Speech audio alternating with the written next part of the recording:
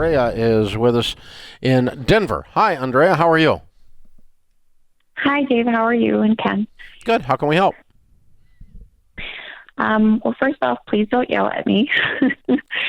My husband and I we got ourselves into a really big mess, and we're paying for it in a really big way. And the worst part about it is that we knew better. We were on baby step 4, 5, 4, 5, and 6. And we decided that we wanted to buy a house on some property that needed a lot of fixing up.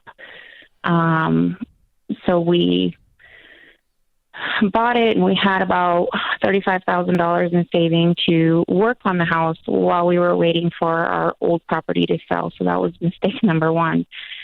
Got into it. Our house defied all the odds.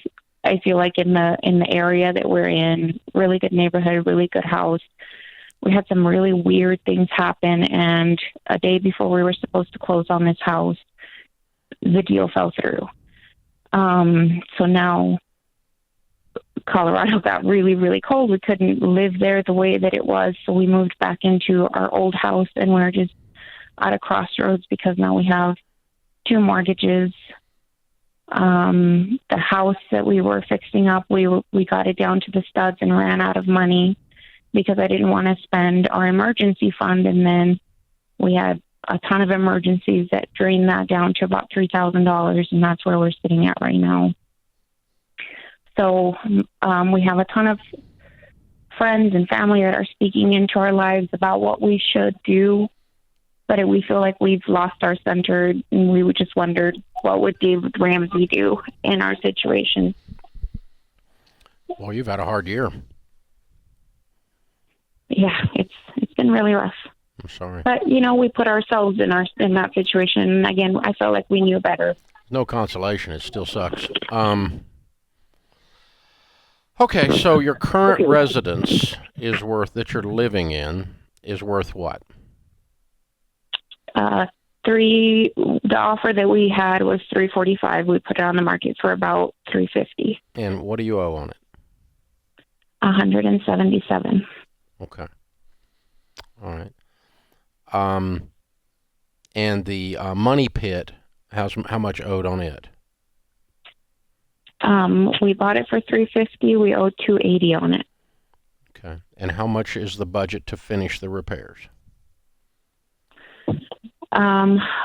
We believe that it would probably about be 50 or 60. Okay. Go ahead. And the issue's what? Well, the issue with that is we would have enough to do that with the sale of this house, but we also borrowed from his grandmother to do the down payment on the farm, which is $70.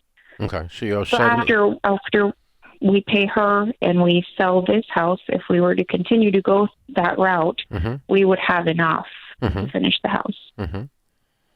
Okay. And what is that house worth after you spend $50,000 on it?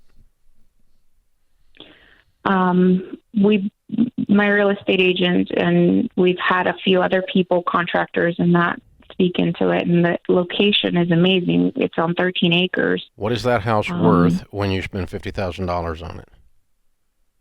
We think it would be worth between $450 and $500. Okay.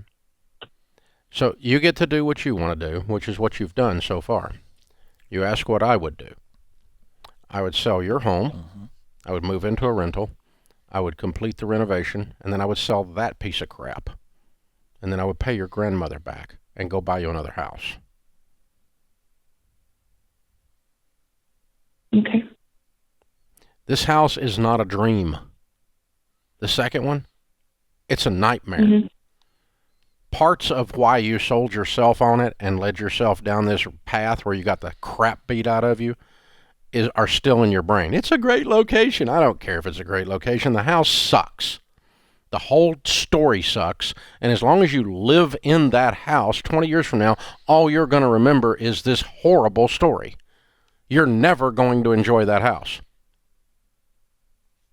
fix it and sell it with the money you get from your house while you're renting, and then go buy something else and get grandma paid off. And then you get to have a never again moment. And you know what the never again moment is, don't you? Do you? Never again am I doing stupid crap like this, right?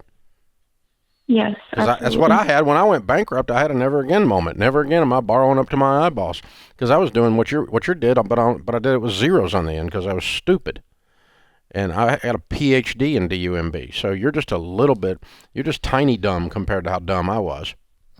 But you got to learn your lesson, and you got to cut the emotional garbage loose from this thing, because there's no way I'm living in that house, not after it's destroyed your family.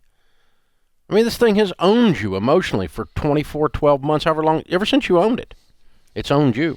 The flip side to this, Andre, if you hear what Dave's saying, is there is a way out of this. Yeah, you're out. And you feel as though the way you're reacting, I understand you're discouraged, but Dave just gave you a very clear way to get out of this, and it'll work. And I agree with you, Dave, but here's what they've got to focus on. A new desired future. It's no longer that place. Yep. It's, wait a second, there's other great spots out in their area in Denver, Colorado. Are you kidding me? We also figured out she also has figured out I'm not a rehabber. That's right. I don't need to do rehabs. That's right. And they were already in 4, 5, and 6. You need to buy a house that you move into. That's right. And not even a closet needs painting. Yep. No more renovations for you. They can erase this and start on a new canvas. It's going to hurt. Yeah, that's right. They're actually probably going to end up netting a profit when all the smoke clears. The way I saw the numbers, yes, they come out of this relatively financially unscathed, other than just the emotional damage. Embarrassed and ashamed. That's right. But that's, and some scars from that. There's but more let land. me just beg you, having done what I do for 30 years and having owned real estate, I've owned thousands of pieces of real estate, over 2,000 pieces in my life. Do not fix this house and move in it. You will hate it. It will never feel right because of what it has done to you. And it'll always be this reminder of the dumb thing that I did. It's true. Every time you walk through that hallway, every time you just don't do it. Please, you do whatever you want to do. But I mean, I try to get rid of things that remind me of my stupidity. And I want things around that remind me of the time I was smart. It's true. And here's there's plenty of both. That's right. And they don't have to, live this the rest of their life. They can go, all right, we did this. Thankfully, we got out of it. And now let's go find another thing. Let's rebuild and let's find another great vision, and let's go after that. And that's the key. They've got to sever the emotional tie to this deal. Yeah, and here's the thing. It's a house. There's houses everywhere. That's right. There is no unicorn property. There's just not. I mean, there's not a property that says there's never been one like it, never be. I mean, there's about 10 properties in every city that might qualify for that. Other than that, most of it you can probably replicate. It's just a house on every corner. You can figure this out. So I would cut all of it loose, start fresh, call it an adventure, call it a day. The good news is you're not losing $500,000. And having to start over on your wealth building. You're actually probably going to come out with a net profit after grandma, after the renovations, after the recoup of the 35 you spent out of your savings, and the sale of both properties, all of it back in a pile. I think if I heard the numbers right, you're going to come out okay. So it's just an emotional process. And this hour kind of had a theme of like, forgive yourself. That's exactly She worried I was going to yell at her. You know who's yelling at her? Her. Oh, yeah. I didn't yell at you. Yeah. You've been yelling at yourself a lot louder than I have.